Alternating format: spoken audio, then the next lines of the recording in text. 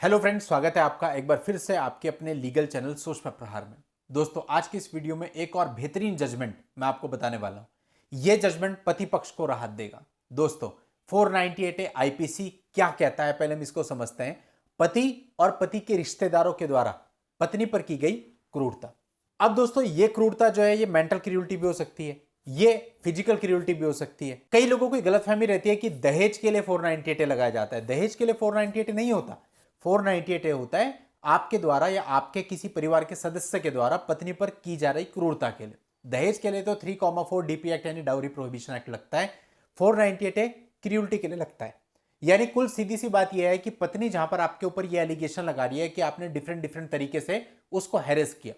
अब आपका काम यह है इससे बचने के लिए, अगर यह वास्तविकता नहीं है या आपके ऊपर मामला झूठा है, तो आपको 498 से बचने के लिए यह चीज कोर्ट के सामने लानी है कि आपने आपके परिवार के किसी भी सदस्य ने वाइफ के ऊपर कभी भी कोई क्रूरटी नहीं करी है। अब वाइफ ने तो यहां पे मुकदमा दर्ज करा दिया कि फिजिकल और मेंटल क्रूरटी हुई है उसके साथ अंडर सेक्शन 498 में जो आती है, और हस्बैंड जो था उसने अपने ऊपर लगाए गए सारे के सारे एलिगेशंस को डिनाई कर दिया। अब दोस्तों, क्रूरटी जो आपने देखा होगा, अधिकतर लोगों की शिकायत भी रहती है कि लोअर कोर्ट में हमारी कुछ सुनने नहीं जाती। एक्चुअल में लोअर कोर्ट में बहुत बारीकी से कई बार एनालाइज नहीं किया जाता, लेकिन मामला जब ऊपर की कोर्ट्स में जाता है तो वहां पर बहुत बारीकी से चीजों को देखा जाता है। बिल्कुल यहां पर भी ऐसा ही हुआ।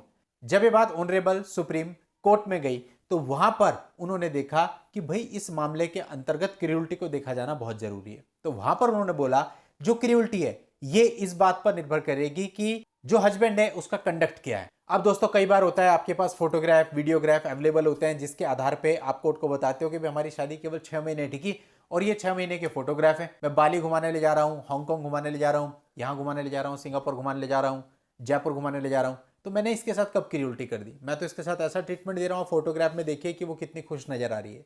तो इस चीज को कहते हैं कंडक्ट। इस फोटोग्राफ से या वीडियोग्राफी से ऐसी आपका कंडक्ट पता चलता है कोर्ट को कि भाई आपका कंडक्ट उस लड़की के साथ क्या रहा है और जो वो एलिगेशन लगा रही है वो कहां पर स्टैंड करेंगे। इसके बाद जो क्रूरटी आपके द्वारा किया जाना वो बता रही है उसकी ग्रेविटी देखी जाएगी, यानी उसकी सीरियसनेस कितनी है। यानी अगर आपके ऊपर जो एलिगेशन लगाए जा रहे हैं वो सीरियस हैं, उसमें उतनी ग्रेविटी है। ग्रेविटी इन द सेंस आप ये कह सकते हो कि आपने इस प्रकार से उसके साथ क्रूरटी कर दी कि पत्नी को अपनी जान देने पर या इस प्रकार का कोई और कृत्य करने पर मजबूर होना पड़ा, ऐसा कुछ सोचना पड़ा। इस लेवल की ग्रेविटी उसमें थी, इस लेवल की इंटेंसिटी उसमें थी। तो ये चीज भी देखनी पड़ेगी ऐसे मामलों में क्रूरटी के लिए। इसके बाद आगे ये बताया कोर्ट ने कि जो क्रूरता वाइफ अपने ऊपर बता रही है वो क्रूरता उसके साथ कॉन्टिन्यूअस जारी होनी चाहिए, यानी चलती रही हो, एटलीस्ट तब तक रही हो जिस तारीख पर उसने कंप्लेंट फाइल करी थी, तब तक तो उसके साथ क्रूरटी हुई हो। अब आपने देखा होगा बहुत से मामलों में ऐसा होता है पत्नी मायके चली गई, अब मायके जाके वहां पर 1 साल के बाद वो आपके ऊपर 498 दर्ज कर रही है, 2 साल के बाद वो 498 दर्ज कर रही है। तो ऐसे मामलों में आप इस जजमेंट का हवाला ले सकते हैं। इस जजमेंट में क्लियरली ये कहा गया है जो उसके साथ क्रूरता है वो लगातार होनी चाहिए, कम से कम जब तक उसने कंप्लेंट नहीं दे दी। अब अगर वो आपसे सेपरेट रह रही है 1 साल से 2 साल से, तो क्रूरता कैसे हो गई? कोई कांटेक्ट नहीं है, फोन पे किसी प्रकार का संपर्क नहीं है, तो कोई क्रूरता किसी प्रकार की नहीं हुई। इस जजमेंट के अकॉर्डिंग एटलीस्ट आप इस बात के लिए कन्विंस कर सकते हैं कोर्ट को कि 2 साल से तो वो अलग रह रही थी। और यहां पर ये कहा गया है कि क्रूरता जो है वो कॉन्टिन्यूअस होती रहनी चाहिए, कम से कम उस तारीख तक जब तक उसने कंप्लेंट फाइल नहीं करी। तो जब वो 1 साल से मायके रह रही है, 1 साल के बाद कंप्लेंट फाइल करी है, तो यानी 1 साल तक तो उसके साथ कोई क्रूरता हुई नहीं, अगर उसकी बात को सच भी मान लिया जाए।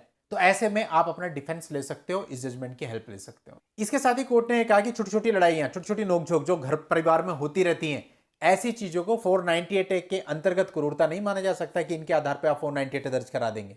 तो यहां पर पूरी तरह से पति के पक्ष में निर्णय हुआ और यह बताया गया कि इस प्रकार की छोटी छोटी चीजें 498 आईपीसी के अंतर्गत क्रूरता नहीं मानी जाएंगी।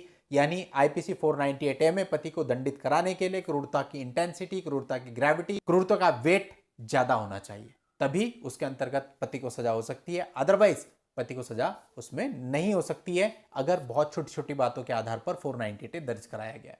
तो दोस्तों, उम्मीद करता हूं इस जजमेंट से आपको काफी हेल्प मिलेगी। इस जजमेंट का लिंक आपको इस वीडियो के नीचे डिस्क्रिप्शन में मिल जाएगा, वहां जाके आप इस पूरे मामले की जानकारी ले सकते हैं। चलिए दोस्तों, आज के इस वीडियो में इतना ही।